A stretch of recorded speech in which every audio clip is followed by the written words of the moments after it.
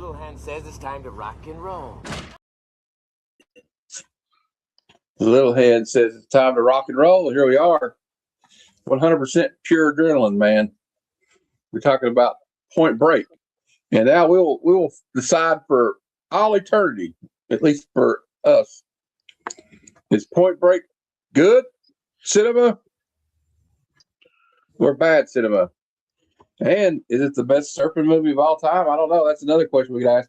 But there is a poll up in the live chat. You can vote yes or no. It's just good cinema. Also, a little announcement. This will be the last day. This show will be on Monday. Starting next week, it's going to be on Wednesday at 9 p.m. Eastern. So, and I have not decided what the movie will be next week. But I mean, I will consort with a council of good bad cinema after the show, and I'll give them some names and see what we choose. And we got a couple of comments here. We got PSG said, "Let's do this." Aaron, if you want on the show, I'll get Tony to send you the link or somebody. I forgot to send it. Well, I'll do it. I don't care. I was gonna say I'm on it. Okay, go ahead. Don't do this to me, Utah. It's the storm of the century. He knew that was a death sentence for Brody. Yeah. Okay. Also, the Black Order Comic Club. I have their website pinned in the chat. If you want to check out, see what me and Tony's comic club is all about. Bunch of good guys, swell guys in there. Also, before we start, I want to say that I will be on this panel. I think Jeff will be on this one. I don't know if Jeff's going to be on this panel or not. It's on Fables Friday at 9 p.m. Eastern, and we're going to be reviewing for Sci-Fi Fest Starship Troopers, starring Casper Van Dien. All right, and but tonight,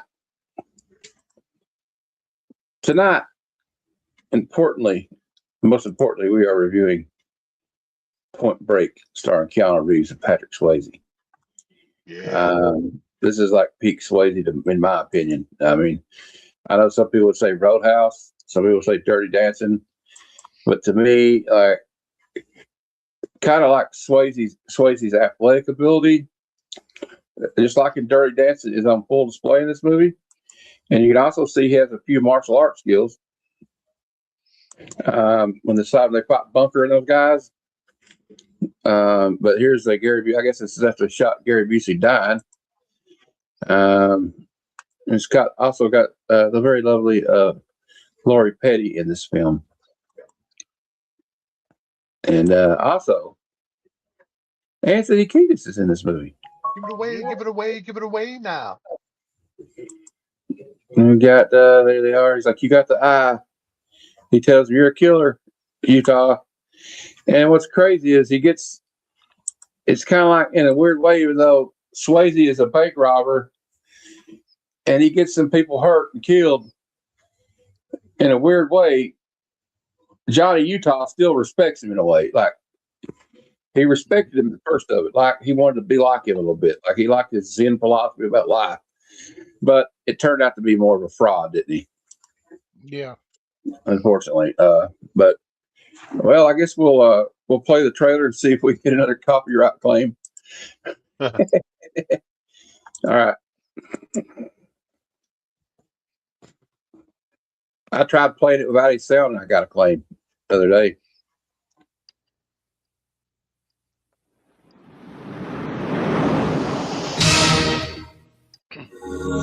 On the coast of Southern California, you can only surf, party, and make love for so long before it's time to go to work. No, that's not true. Come on. Rock and roll. 27 banks in 3 years. Everybody free! Anything to catch the perfect wave. I'm not a crook. Patrick Swayze. Fear causes hesitation, and hesitation will cause your worst fears to come true. Keanu Reeves. You think I joined the FBI to learn to surf? Point Break. Adios, amigo! All right, that's all we'll show about it. But while we got this up, I'll show that it say it got 1 win and 2 nominations for what?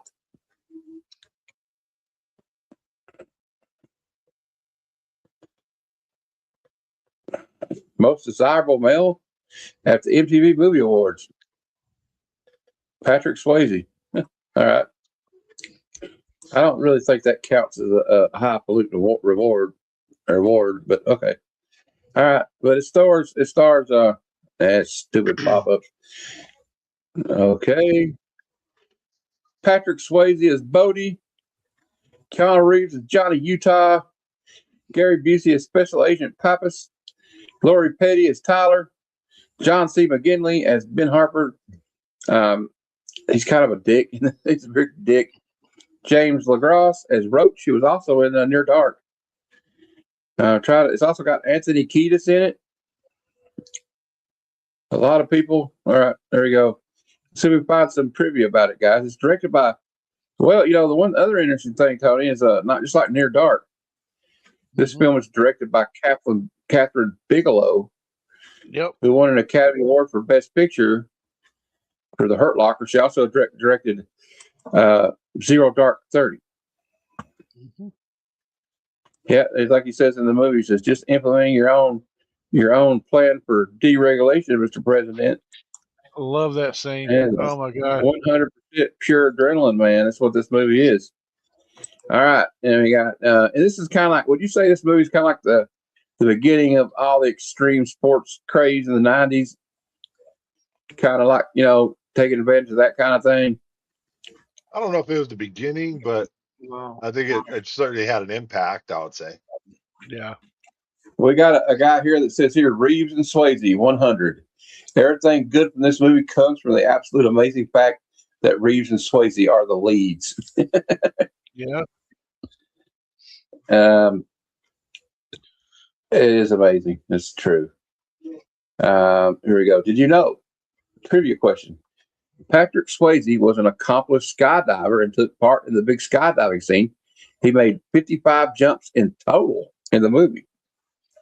I can see that. The way he acted during the scenes and everything, you could tell he was trained.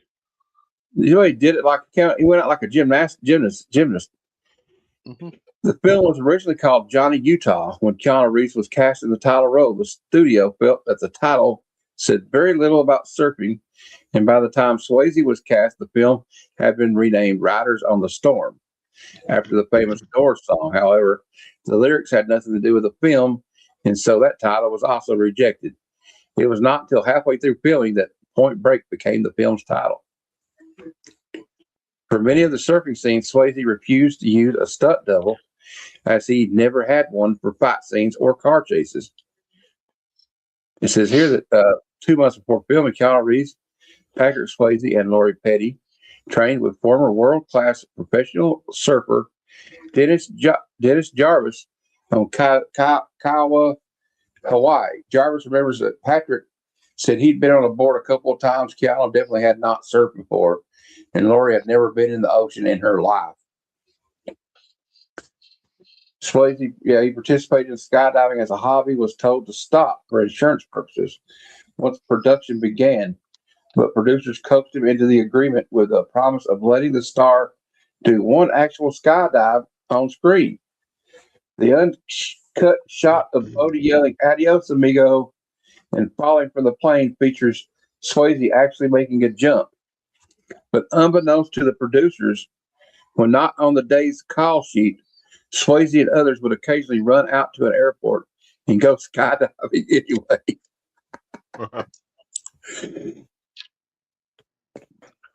And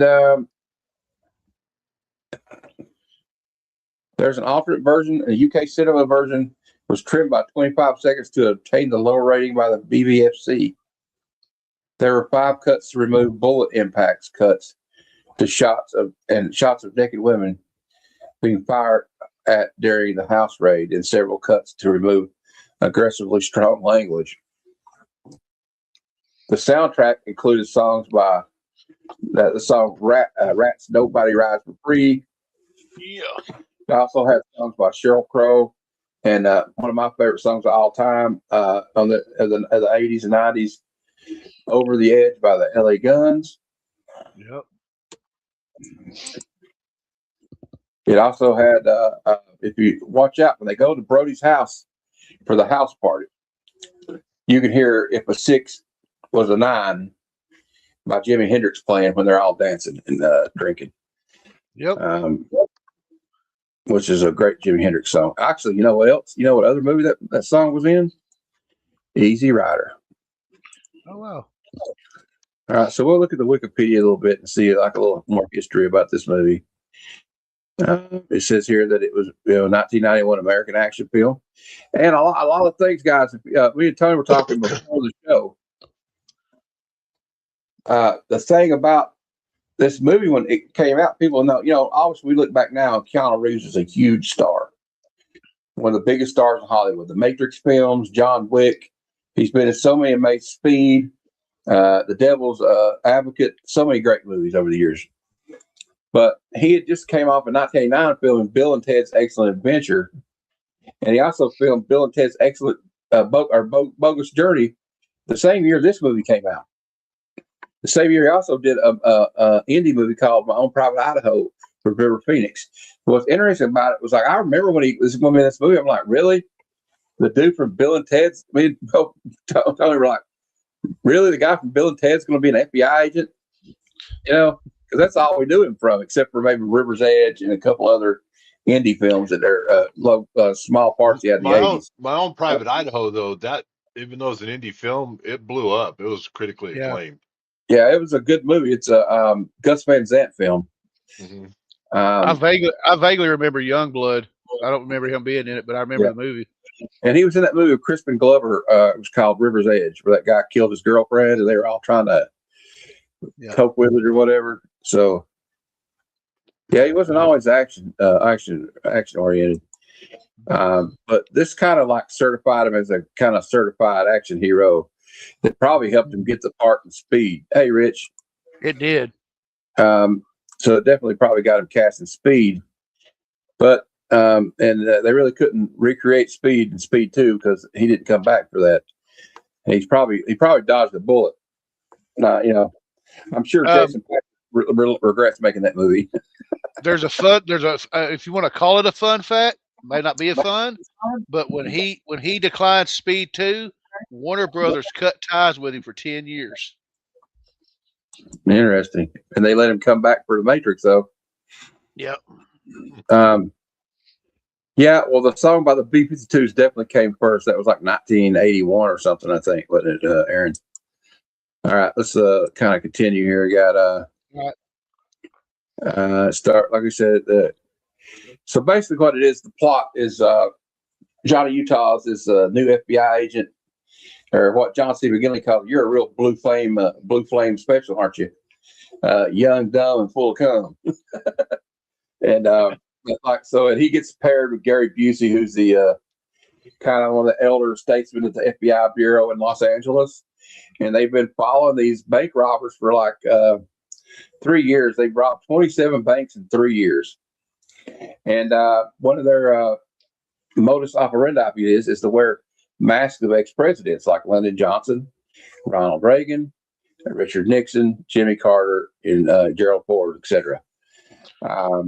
And they've never been caught because they never go for the vault, right? Is what they say in the movie. They never go for the big money. They always take what's in the drawers, and they always spot the dot packs. Time is of the essence. Yeah. The development of Point Break began in 1986. When the initial script was written, Bigelow soon developed it with her husband, James Cameron. And filming took place 4 years later. It was shot across the western coast of the continental United States. It was budgeted at $24 million. It was released on July 12, 1991. Point Break opened to generally positive reviews, with critics praising it like chemistry between Reeves and Swayze. During its theatrical run, it grossed over $83.5 million and has since gained a big cult following. Unfortunately, yes, and I say unfortunately, a remake was released in 2015. Never watched it. There's no need to go watch that. Hey, Trev. Got my Blackwater buddies in here. A couple comics. Thanks for coming in, guys. We're just kind of covering the finer points of this movie right now. Don't go watch the remake. Oh, yeah. And Johnny Utah's character was an ex-Ohio State quarterback that blew his knee out. Yeah. But anyway, so he tries to go undercover, and Lori Petty is like his contact. And he kind of gets a little unethical, doesn't he, with his girl. He lies about his parents dying in a car wreck because her parents died in a plane crash. But then he ends up falling in love with her. Yeah, I thought the same thing. And it says here that this film came close to production in 1986 with Matthew Broderick, Johnny Depp, and Val Kilmer, Charlie Sheen all being considered to play Johnny Utah. And it was supposed to be Ridley Scott directing. However, it fell through. But 4 years later, James Cameron and his wife, director Kathryn Bigelow, who had just completed Blue Steel and was looking for her next project, they worked on the script together. I think part of the reason they likely chose Keanu is because his character is representing the young rookie, wet behind the ears FBI agent. Yeah. And Keanu Reeves, although still a handsome actor, has that boyish Boy Scout kind of look to him, and it definitely contrasts with Patrick Swayze's kind of rough, living life on the razor's edge, kind of thing going. Absolutely. It's just a great, it's just a great chemistry between the two. So parts of this film were shot at Lake Powell in Utah, Wheeler and Escala Park in Oregon, and Malibu, Manhattan Beach, Santa Monica, Venice, and Fox Hill Mall in California. Although the final scene of the film is set at Bells Beach in Victoria, Australia, the scene was filmed at Indian Beach in Ecola State Park, located in Cannon Beach, Oregon. Well, they had to get a place that looked kind of rocky, right? That's probably why it was raining when they were in Oregon. And check out this soundtrack, y'all. Rat, Nobody Rides for Free, Concrete Blonde, I Want You, Jimmy Buffett, Volcano, The Jimi Hendrix Experience, If 6 Was a 9, School of Fish by Rose Colored Glasses, Public Image Limited, Criminal, Shark Island, My City, Love, 7 and 7 Is, Loud House, Smoke on the Water, Westworld, So Long Cowboy, Little Caesar, Down the Wire, LA Guns, Over the Edge is my favorite one in the movie. Also got Ice-T, song OG Original Gangsta, and Sheryl Crow, Hundreds of Tears. That must have been one of her first songs. In box office, we said, okay. It says, check this out. Point Break was released on July 12, 1991 in 1,600 theaters, grossing $8.5 million on opening weekend behind Terminator 2's Judgment Day that was directed by Bigelow's then husband, James Cameron. Second weekend in the opening of the reissue of the 101 Dalmatians and Boys in the Hood. With a budget of $24 million, the film went on to make $43.2 million in North America and $40.3 million internationally, for a total of $83.5 million. On Rotten Tomatoes, the film holds a approval rating of 69% based on 81 reviews. Okay. Anyway, there's been all kinds of stuff, like we're talking about the cult following. Well, there was 15 years ago, there was a group putting on a play of this movie. I did a stage play of it. Wow. Yeah. It wasn't like on Broadway or anything. It was just like a bunch of ragtag guys put it together. But it was kind of funny. But yeah, and it's got some great clips in it. We'll just show this one of Gary Busey. This is Utah, give me 2. I'm so hungry I could eat the ass end out of a dead rhino. I should have had you give me 3 of these things.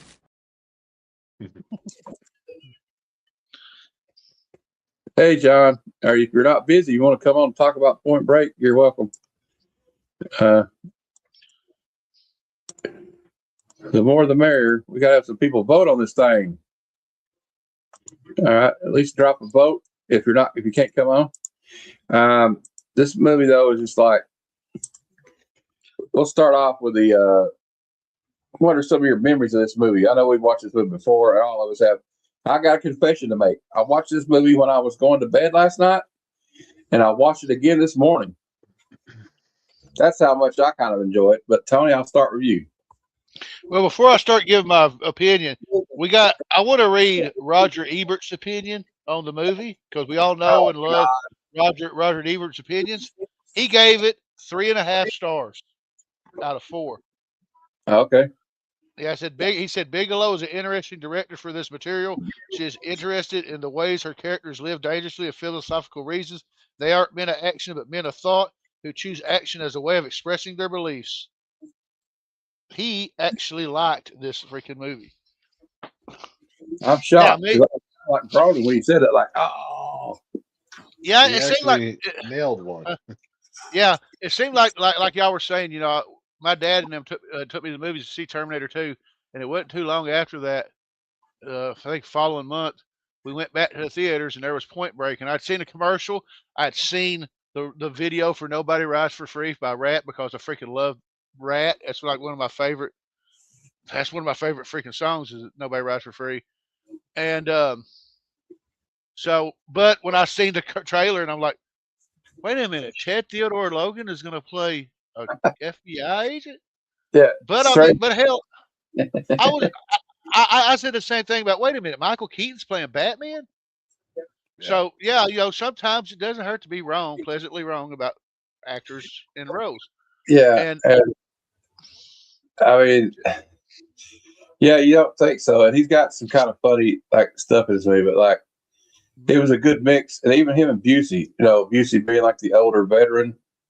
Yeah. And he said, I got to get this Blue Flame special out. He kept calling it Blue Flame special. And he's talking about this behind the ears kid. He goes, he punk quarterback. He goes, who are you? He goes, Johnny Utah, punk quarterback. Yeah. But since day one, first watch, I loved this movie. I fell in love with it. It just had everything. It actually made me want to go out and learn surfing.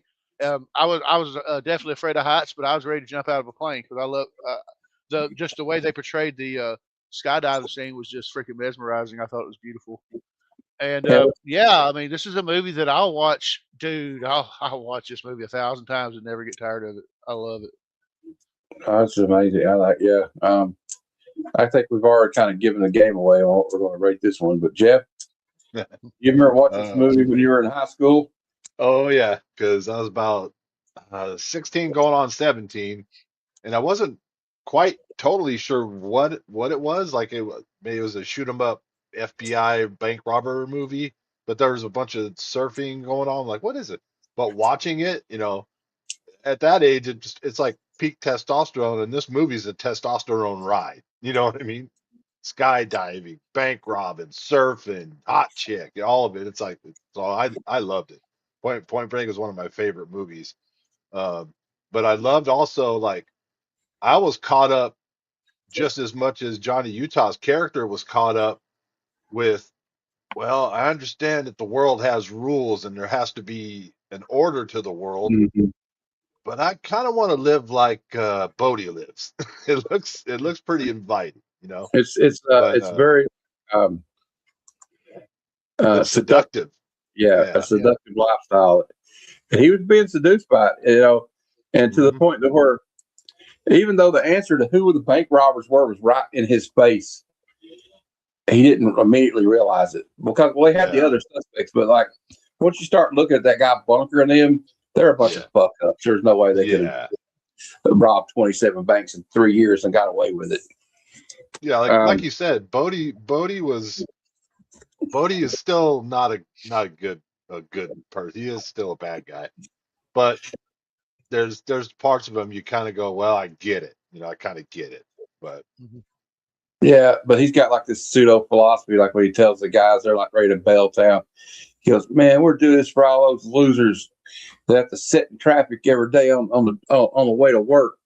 Yeah. Like he's doing this for some higher meaning, which is bullshit. We all know that, but it is bullshit. Yeah. But like, he's the coolest guy in this movie. That's the guy you want to be, right? And then I don't know. It also kind of looks like the charm. You know, like John says, he's charming, and that goes a long ways. Like a cult leader. Yeah, he was like a surf cult leader, you know, and like, but like you kind of start seeing cracks in it, like when Utah and them get real close, right? It's like he's willing to start getting hurt. In danger. Yeah. And he's like, I don't like violence. But, oh, really? You don't like violence? But you got your boy Rosie holding Lori Petty's character Tyler like hostage. And knowing that guy's a psychopath. And because he knew what that guy was going to do if Utah had caught him. Yeah. And but also you can tell like his life's not been that. Once the end of it, when time runs out on him, he knows he fucked up. He knows a lot of people got hurt and a lot of people got killed because of him. Yeah. And I'm sure he didn't have too many nights sleep being a fugitive like that. But I guess, I don't know. I couldn't figure out the end of it. Was Utah working for Interpol or something? Because he said, I almost ran into you in Fiji. You were a couple of days ahead of me. Yeah. No, the FBI's linked up with all kinds of different governments. Yeah. Yeah. And it seemed like at the end of it, Keanu was just his last thing is, I'm going to do this and I'm quitting. Yeah. He's going to hunt this guy down because, let's be honest, too, the part where Busey gets killed, it's kind of Utah's fault. Mm-hmm. Because he's like, no, they'll kill her. And he's right, they killed her, but like, he made him hesitate and it got Busey killed, I think. Yeah. I got a question too, y'all. How did he not go to jail for going in there and robbing that bank with him? I don't know, man. I always wondered about how he kept his badge after all that. Maybe he cut a deal. Maybe he cut a deal and said, "Y'all let me keep my badge, and I'll bring this son-of-a-bitch in." I guess, but also in real life, it don't work that way. No, well, I mean, you think the FBI would have took into consideration that, like, look, if he hadn't have went along with him, they'd have killed this girl. You know, that wouldn't have mattered. Well, the only person that could have vouched for him got shot in the back. So I mean, yeah. And you don't. Nobody. It's the same thing the way the United States is. It's the same thing with police. We don't negotiate with terrorists or people that take people hostage. We don't do it. But Johnny wasn't thinking straight because she was no longer like his contact. She was his love interest. You know, he was. Yeah. He was concerned about what happened to her. That's the thing about going undercover, though, is man, you got to be careful because you start living a different life, and you can get absorbed into that life. Yeah. Here's an interesting counterpoint. What if he went back and found that little TV that had the footage of her being held by Rosie and played that to the cops off screen? I don't know. Because it would have showed that she was taken hostage. I mean, it's just a theory. I mean, yeah. Well, he got himself trapped because, like, I don't know that he could have got out of that situation in the first place because they already have him right when he goes in there. Yeah, they're collecting pictures like, Utah, get me two. Well, my wife made a good point about the beach scene. She said he's not working for the FBI. Look how long his hair is. Yeah. I think maybe what could have happened was like, okay, if they were going to take him along with them no matter what, right? After they skydived into the water there, he's already screwed because he's with all these guys and they all got guns probably. And so that might have been, I don't know. I think we're kind of thinking too much into this. This is just an action film, you know. But we'll go and we'll play a couple of clips here and we'll play this one again since Collector P quoted it. Utah, give me two. I'm so hungry I could eat the ass end out of a dead rhino. I should have had you give me 3 of these things. Yeah. But we have he meets like with Lori Petty. She starts teaching him surfing after he almost drowns her by crashing into her while he's surfing. And she agrees, but then he sees Bodie out there. And Bodie's like the Jedi Master, Zen Master guy, surfer guy, right? He just got this air to him, you know.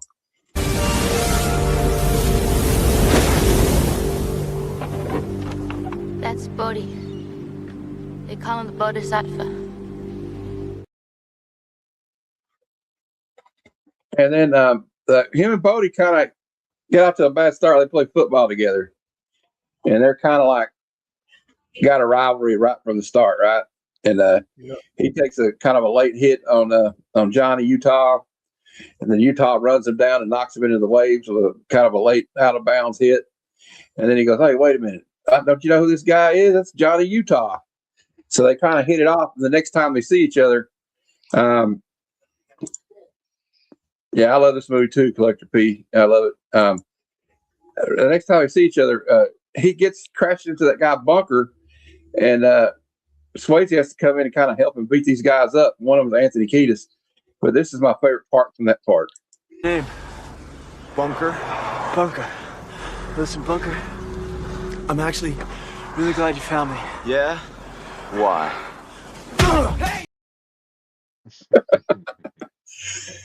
So they think these guys, they call them like the surf Nazis or whatever, might not have involved because they got long records. They've been in Chino, a couple of them, drug charges, you know. They maybe take their running guns. Well, they get in an incident with these guys trying to get in there, and like, because I like when Gary Busey comes to their door and goes, "Scooby, have you seen my dog, Scooby?" And that girl with no clothes on answers the door, and then she jumps on his back, and then Johnny Utah gets like filleted by a lawnmower, and they finally get him all. Well, the funniest thing is Anthony Kiedis, that dumbass shoots himself in the foot, and but then when they get the guys in cuffs, you know, they get them hooked up and arrested. Tom Sizemore is in this movie. He's only in it for a brief moment. And he comes in with this like bleach. He gets madder than hell. He's like, "You dumb son of a bitches." He goes, I'm DA. I've been undercover with these dirt bags for 6 months. You think I like my hair being like this? My wife hasn't seen me in like 5 months. She won't let me sleep in the house. He like goes off on them. And because they were trying to they buy crystal meth from him or something. Yeah. And so they get kind of put in the pal right in the kisser. So they got kind of get put in the doghouse with John McGinley's character, who's I guess he's the head of the FBI in the LA bureau. So they're back to square one, and then he realizes when he sees these guys all together, he goes, "Oh shit, these guys are the ex-presidents." Yep. So they start following him around because he sees, well, he's been to this bank 3 times a day. He didn't make any deposit. He didn't cash a check. He just went in there and looked around. It's good to see you, Steve. And like I said, speaking of Steve and all these, and Collector P, we got these guys in here. And we got a lot of the Black Order guys in here tonight. And it's the website for our club is pinned in the chat. So there you go. Just thought I would, keep promoting the club. And anyway, so we get another, I don't know what this one is. We'll just play it. Who knows? You might like it. He catches them like in the act, right? He catches like all of them in the act. And so there's no like knowing, even though he can't see their face, they know it's him. So he's burned, right? Yay, Steve. There's W. Boggs. We'll let it, man. Who cares? He's seen the movie, I bet you. Anyway, so we'll go talking about some of your favorite characters. The cast in this movie, I just thought was perfect, and I'll ask Jeff what he thinks. Oh, the cast? Yeah, fantastic. I mean, like I said, especially the crux of the movie, the dichotomy between Bodie and Johnny Utah was perfect. And I love Gary Busey. I know he's a mess now, but back in the 80s, man, Gary Busey was awesome. Yeah. He was a good actor. Tony, what do you think? I agree. Like Jeff said, this movie was perfectly cast. It was peak Swayze. I even say it was peak Busey. I loved you was talking about when he first saw Bodie out on the water surfing. There's that one cinematic shot where it shows the waves going over him, and he's just kind of bent backwards, like riding under. To me, that's like one of the most beautiful shots I ever seen. I freaking love that scene. And then just a lot of different things. But yeah, I mean, the cast was perfect.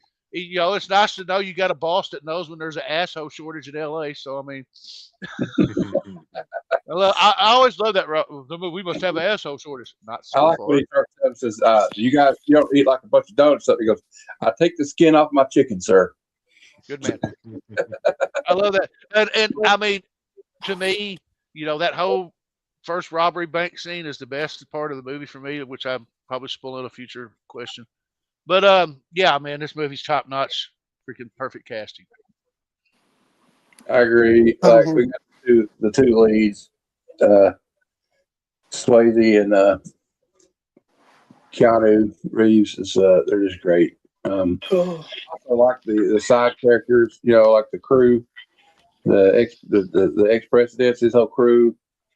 And all of them don't have many lines in it, but like they're just like these kind of guys, live fast, die young, leave a good looking corpse. Even that one boy is like, one of them's Bodie's brother, right? Yeah. And he's like, hell, I ain't going to live to see 30. And that Lori Petty's like, there's too much testosterone around here tonight.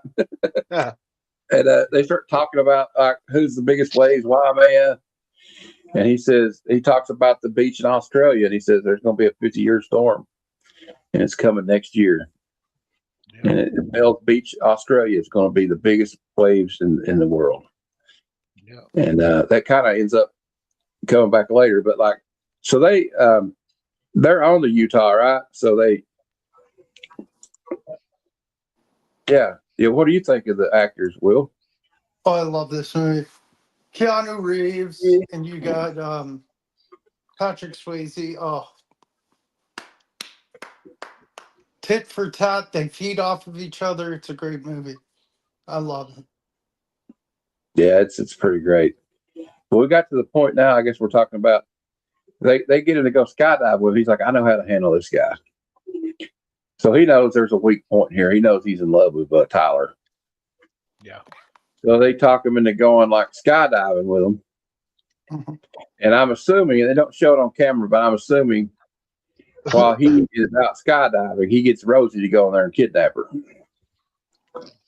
And that's his insurance policy, because he shows in that video after they get through jumping into the water at the lake. And although I don't know how safe that would be to parachute into a lake, because that if you parachute in there and land in the water, and that chute starts holding water, it's going to take you right down with it. So you have to cut off you have to cut it away before you. It's because a lot of people that parachuted into Normandy would parachute into flooded fields that the Nazis flooded for paratroopers, right? And they would drown with all that parachute on and stuff. So that's the only reason I think that. But I'll play a couple more clips here. We'll play the one where like so he's got to go with him on this bank job, right? Who knows, you might like it. It's a killer rush. Buddy, this is your fucking wake-up call, man. I am an FBI agent. I know, man. Isn't it wild? That's one of my favorite lines. He's all know, man. Isn't it wild? So you can tell Bodie's just kind of like, he just likes to rush all this shit, right? Yep. And but before that, I forgot the scene where he does this. I always thought this was cool. I think you would explode if you actually tried something like this. But like when Keanu Reeves and Gary Busey are chasing him, he says, we got to sanitize or something, right? So they got to go there and burn the getaway car and find another getaway car. So he goes to a gas station and does this.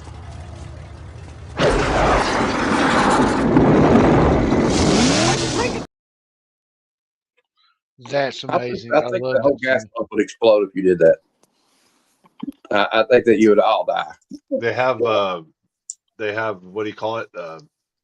If somebody's holding it and tries to light it on fire, they have a stop mechanism. It won't go back in. Hey, Christina, good to see you. Yeah, like Jeff said, everybody vote in the poll. Let's see what it is at right now. Well, we'll look at it later. But and that was a cool scene. It was awesome, because he's got basically a flamethrower.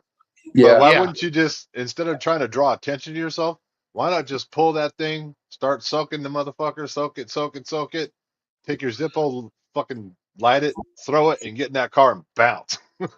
Yeah, he was too addicted to the adrenaline. Yeah. So when they go in there Phil said he voted for Pedro. Thanks, Phil. Thanks, Phil. That's who you should have voted for. If we voted for Pedro, well, we might be better off. Anyway, another little quick embarrassing tidbit. What was it? 21 banks in 3 years? 27 banks in 3 years? Yeah. So that's 9 banks a year, roughly.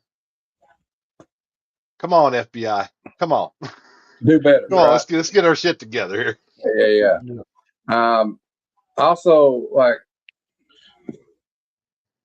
I forgot what I was going to say now. Sorry. No, it's all right. I'll think of it in a minute. Oh, no. Like, okay, when they go in the bank, though,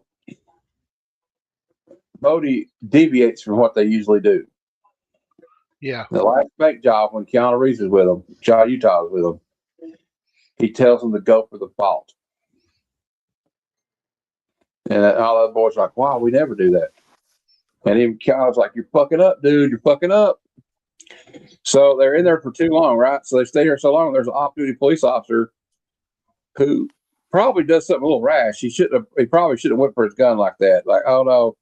He pulls his gun, kills the one that kills the young kid. I think it's Bodie's brother. Yep. And of course Bodie shoots him. And the man said he didn't like violence, but apparently, well, I guess he just got in rage because his brother got shot, and it's all his fault because they could have been out of there by then.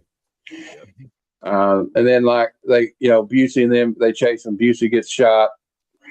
I believe that's Utah's fault. But we get to the end. He finally chases him down. Jumps out of the airplane. This is one of the craziest things in the fucking movie. And I just like Keanu just like, fuck it.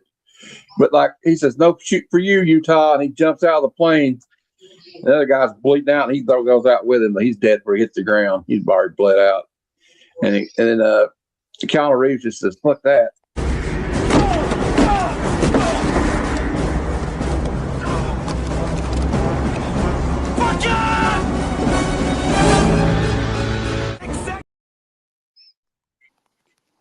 Yeah, there's no way he could have caught him, by the way.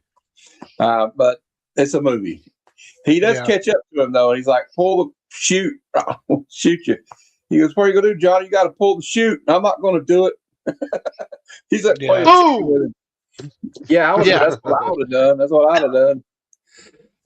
But yeah, he managed to hang on. They get down there, and then like they let Tyler go, and he gets away scot-free, or so they think, right?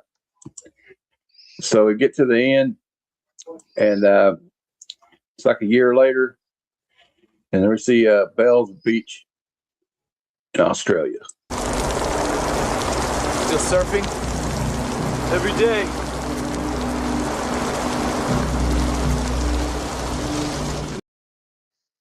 I love that. And then I got a few more clips. He's like,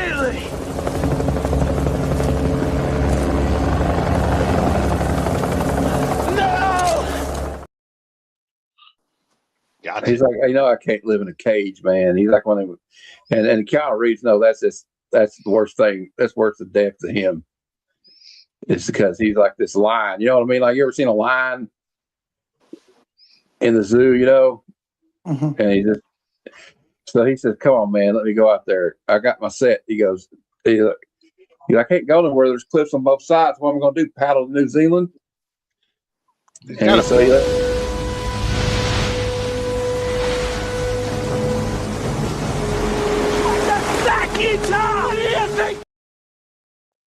Utah knows good and well he's not coming back, though. Nope.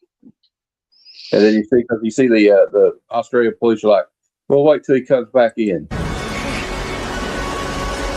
We'll get him when he comes back in. He's not coming back. Yep. He's not coming back. And then Keanu throws his badge down and walks away. The end. I always kind of wanted to know what happened to Agent Johnny Utah, and but we never got a sequel or anything. He later became Johnny Wick. Now he he got back with Lori Petty, and they opened up a little sandwich shop on the beach, and they kept surfing. There you go. I don't know if she would be dating him after the shit she just went through. Well, yeah, but here's the thing, though. If you think about it, when they let him go, the first thing she did was ran up to him, put her arms around him, and kissed him. So I mean, Yeah, she was lucky to be alive, probably. yeah, but no matter how pissed off she was, she realized that when he did everything he could to save her, that he actually really did love her. Yeah, that's a good point. But anyway, I don't know. This movie's 90s as hell. You know what I mean? Like in a good way. Yep. Christina. He got on a bus. He got on a bus. And he ran into what's his name? Dennis Hopper, the Mad Bomber. But then he met a guy named he met a guy 6 years later named Morpheus that offered him a red pill or a blue pill. Ah, that's better. And he was a computer programmer, but then he took the pill and went down Wonderland to see how far Phil's Treehouse says Lori Petty makes the best French toast. Well, you're gonna have to tell us how you know that. I need to know that. All right. Yeah, I want to know the secrets. Has she been to the Treehouse before, Phil? I bet. I was wondering. That's classified info. No, And she's also a Tank Girl, which is an awesome movie. Yeah. I thought it was funny. I know a lot of people didn't like Tony, I need Matt to show you something after the show. If you're Okay. Well, we'll talk about it after the show. But Will, did you enjoy this movie when you watched it? Oh yeah, Point Break's awesome. I love Keanu and Busey. Like you Is it guys good or said, bad? he's a nutcase now, but Busey has his own role in this.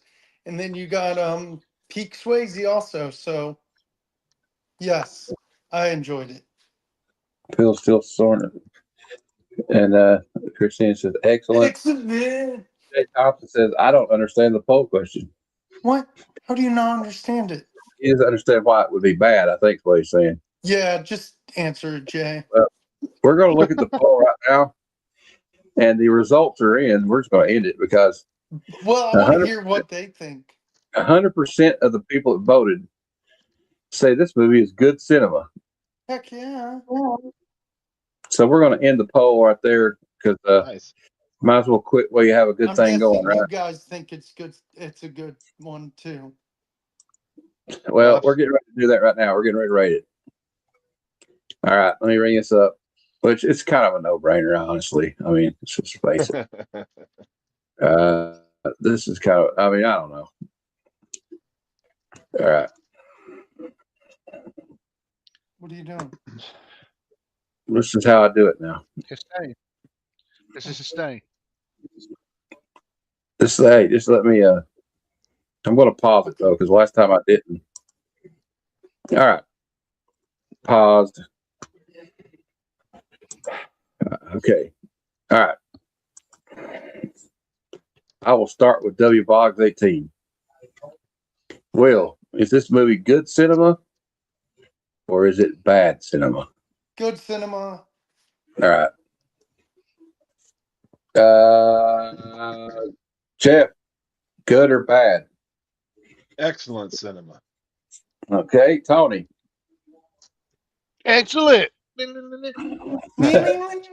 Yeah, and I so we'll make it a yams. Yeah, this one. This is a no-brainer. Of course, this is good cinema. What are you talking about? Next one might be more of a challenge. We'll see. I haven't picked one yet. I think we're going to make one that might be on the fringes. We might pick one on the fringes next week. We got to keep everybody on their toes. Yeah, we got to find one that makes people kind of like tough one, you know? Yep. Yeah, I've got a movie suggestion, but I'll just tell you later. Well, okay, but go ahead and go into detail of why you think this is good cinema, Tony. Man, I mean, from the action to the casting, the one-liners. I mean, hell, it's very hard to find something that you don't like about this movie. It's got all the classic 80s, late 80s, early 90s tropes. It's got a badass soundtrack. All your expectations, no matter what you thought of Keanu playing Ted, and going, he's playing a cop. No, man, this movie shows you just how great Keanu and Patrick, their chemistry was. The fact that, and I will add, this ain't the first movie that Patrick and Keanu were in together. They were in Youngblood, so I mean, so they knew each other. Maybe, I mean, they may. I don't know if they talked since Youngblood, but it's just a really freaking awesome adrenaline rush of a movie. And yeah, I watch it. I don't need a reason to watch this thing. I could watch this movie 1,000 times in one day if I could, and still want to watch it the next day. So I mean, Steve White says he's going to go watch it now. That's right. I agree with everything what Tony said. Just heads up. Okay. So Will agrees with everything Tony said. Jeff, what do you say? It's the adrenaline ride, and it's and I'm speaking as 17-year-old, 16, 17-year-old Jeff. It has all those things that, you know, a young man like that is down to watch in a movie. And it was I don't know what is this? What do they call it? The cinematography, the way they shot it was perfect. Yeah. It was, you know, the bank robbery scenes, the surfing scenes, the skydiving scenes, all that stuff. And you know, like you say, it was peak Swayze, and Keanu and Swayze playing off each other was perfect. Lori Petty's gorgeous. And it's just it was hip at the time. You got freaking Anthony Kiedis from the Red Hot Chili Peppers popping up in it. And you got Gary Busey. I mean, I can't find anything not to like. Yeah, definitely. I wanted to echo everything you guys said, and like I was saying earlier, you know, this was like in the era that was right at the beginning of like the extreme sports craze, and the X Games was getting ready to come out, and you had MTV Sports. I don't know if anybody remembers that show. Yeah. With I can't remember the guy's name. What was his name? Dan Torres. Dan Cortez, and they showed extreme sports like base jumping and skydiving and surfing, skateboarding, stuff like that, BMX and motocross. And so, you know, this is like when everybody was drinking the Extreme Dew, baby, right? We're getting ready to get into the extreme era. We didn't have energy drinks back then, but we did have the Dew. And a lot of people did the Dew. There, I'm shaking an eye at everybody. It's probably not good. I kind of like my fidget spinner. You know? But yeah, I don't know if there's anything I can say bad about this movie. The one thing that kind of summed this movie up for me is the house party scene where they go in and I can hear that Jimi Hendrix song playing, and that girl's over eating fire or whatever, you know, and you got all this cool shit going on. And it's like, man, I want to know these people. I would like to party with these people. Hang out. You know what I mean? Mm-hmm. I want to go to a party like this, you know. And it was real hip, you know. We're getting ready to get into like this is the beginning of the 90s, you know. So we're getting ready to get into a new little bit of style. And it kind of goes along with that 90s aesthetic. We're just leaving the 80s.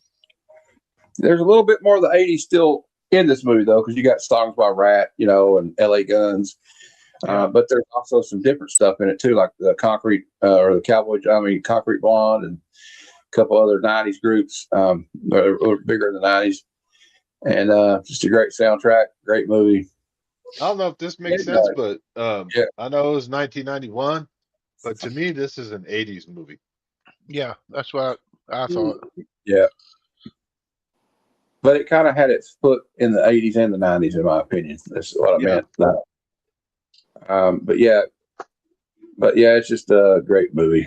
And, you know, it just shows you, like, if you watch Kathryn Bigelow's career, start out Near Dark to Blue Steel, she moved on to this, and you can see an improvement in her direction in every movie till we get to the point of like Zero Dark 30 and The Hurt Locker she did. Hurt Locker, man. Good movie. It's great. So it's Zero Dark 30. One of my favorite scenes in that movie is where they're on the helicopter and all the SEALs are like, "You ever been in a helicopter crash?" And they all raise their hand. But yeah, she got to use like the actual equipment. They let her actually, like the Department of Defense they gave her a lot of access for The Hurt Locker, which is an amazing movie, which Anthony Mackie was in, also Captain America. Yeah. But and Jeremy, it was good too. We had two Avengers in it. Jeremy Renner was in it too. Mm-hmm. So just a great movie. This is a great movie. So if you haven't seen this movie or haven't seen it in a while, when we get through the stream, y'all go watch Point Break.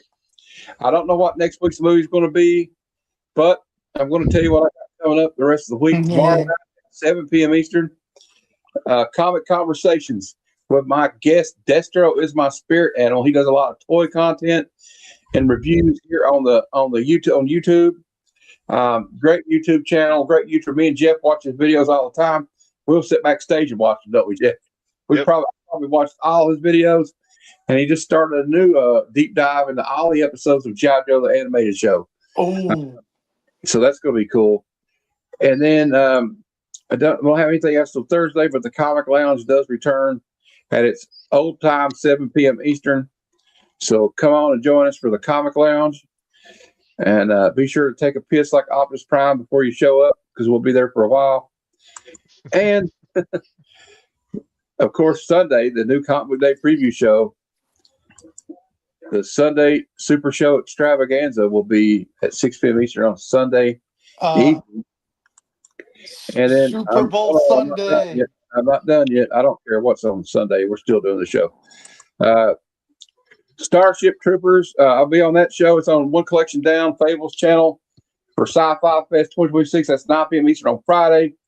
Come and watch us do that. And should be a great time. And before we go, and there we go. There's Tony. Tony, I'll bring you up here. And there you go. Tony, you got any announcements for your channel you'd like to make? No. I'm putting Friday Night Frights on hold till March, and other than that, I'll do a live show on the 14th. That's it. All right. Okay, Will. I got a bunch of video you just released. Yep, I just recorded a mail day video, and I got a bunch of pre-recorded videos coming out, so please go check those out if you don't mind. Because I got a very nice package from John's Comics with Friends. And and then I've been overdoing it, over pushing it back. I've got a mail day from C3 that I need to post to. Okay. And Jeff, I'll let you promo our video we're going to record here in a couple hours, probably. We are going to be reviewing the Mighty Marvel run of G.I. Joe, and we are on issue number 9, I believe. Right. 8. We're on 8. 8, sorry. We are on issue number 8. Yep. It's Mighty Larry Hama. And I thought you were doing it today. It's called Codename Sea Strike. And we're going to record it tonight at some point. We only have 151 and a half to go. Yeah, only 151 and a half to go. 141 and a half. Well, that was bad math. All right, we'll have a great night. Thank you for being here, Will. I appreciate it. All you guys, I appreciate it. Steve's like, yo. Yes, yo, Joe. And we got Aaron's here. All right, well, that's Aaron. It. And is it good? Is it bad? Well, if you can't figure it out, just show up here and we'll let you know what we think of it. But until next time, true believers, Excelsior. Come, son of Jarrell! Kneel before Zod! Snitchy boochies.